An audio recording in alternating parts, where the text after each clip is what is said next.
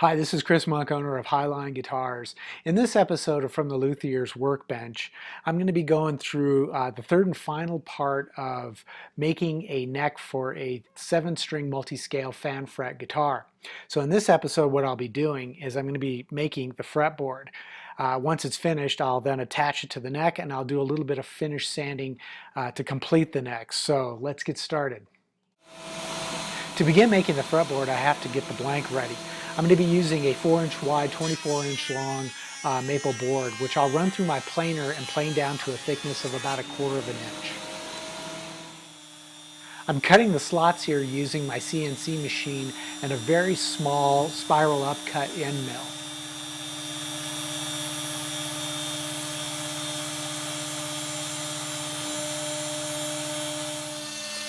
After the slots are cut, I'm using a slightly larger end mill to cut out the shape of the fretboard.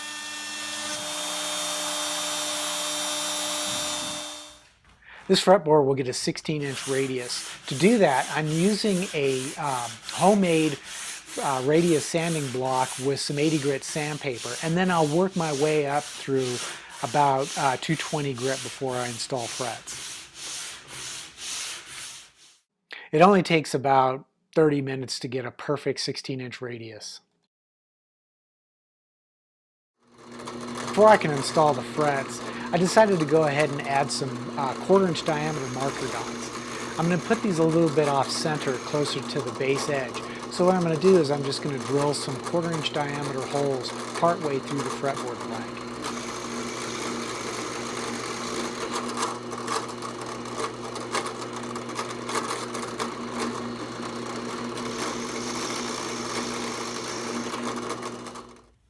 The marker dots will be cut from 1/4-inch diameter walnut, which will contrast nicely with the maple fretboard.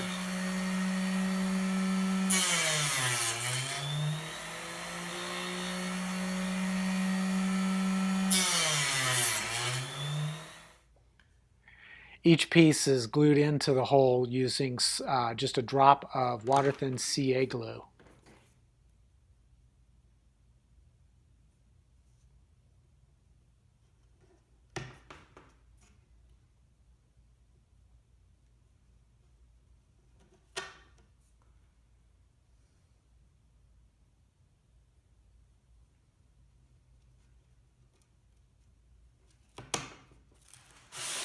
I used my radius sanding block and some 220 grit sandpaper to sand the dots level with the radius of the fretboard.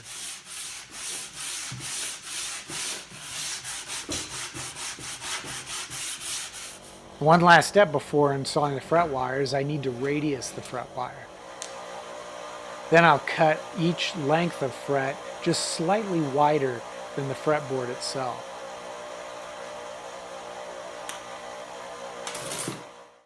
Before I can install the frets, I have to remove the tang from each end because my fretboards have blind slots, which mean the slots don't come all the way out of the sides of the fretboard. I use my disc sander to remove the tang from each end of the fret wire.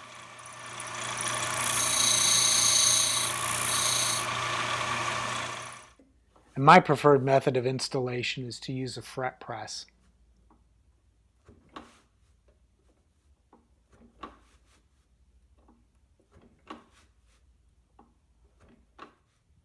At this point, the fretboard is ready to be installed on the neck. First, I'll drop the truss rod into place. To keep glue out of the slot, I'll use a piece of masking tape to cover up just the truss rod.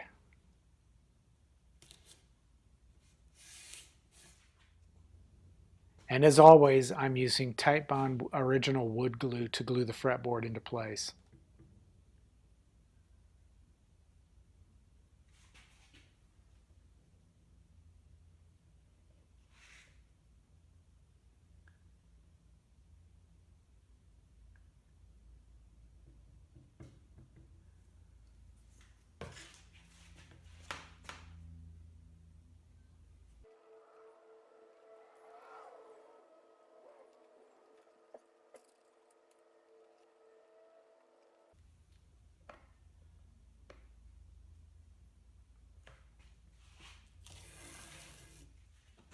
Now, you've probably seen some guys using things like um, tiny brad nails to keep the fretboard from slipping while they clamp it into place.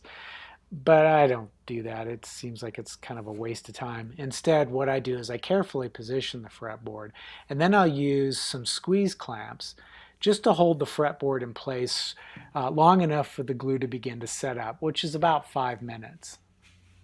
Then I'm ready to go back in and start clamping it into place. And to do that, I'm going to use it's a clamping caul that I made that puts most of the clamping pressure on the outer edges of the fretboard from about the truss rod slot to the outer edge.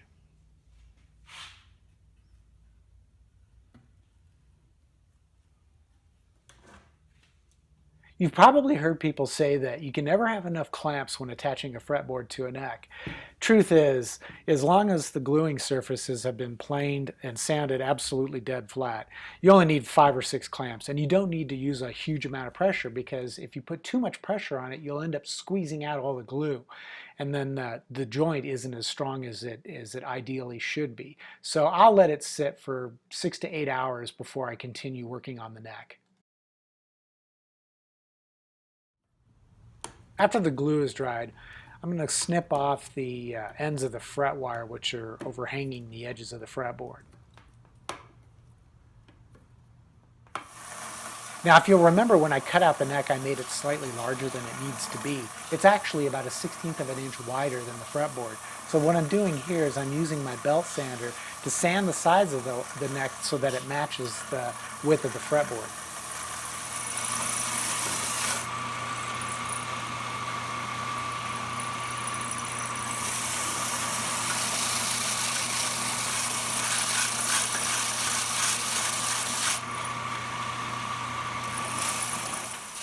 At the same time, I can just angle over the neck slightly and then bevel the ends of the fret wire.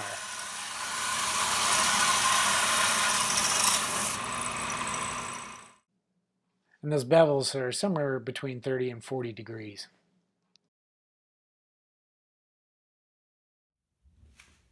This is a simple jig that I use for squaring up the sides of the neck heel. It uses a piece of laminated floorboard material that I have, and then I fabricated a fence out of hickory.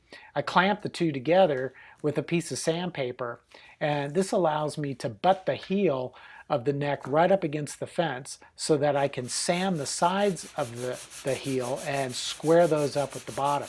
This is really important because after I've cut the pocket for the neck into the guitar body, if the sides of the neck aren't square with the bottom, when I insert the neck into the pocket, there'll be gaps around the top, which doesn't look very good.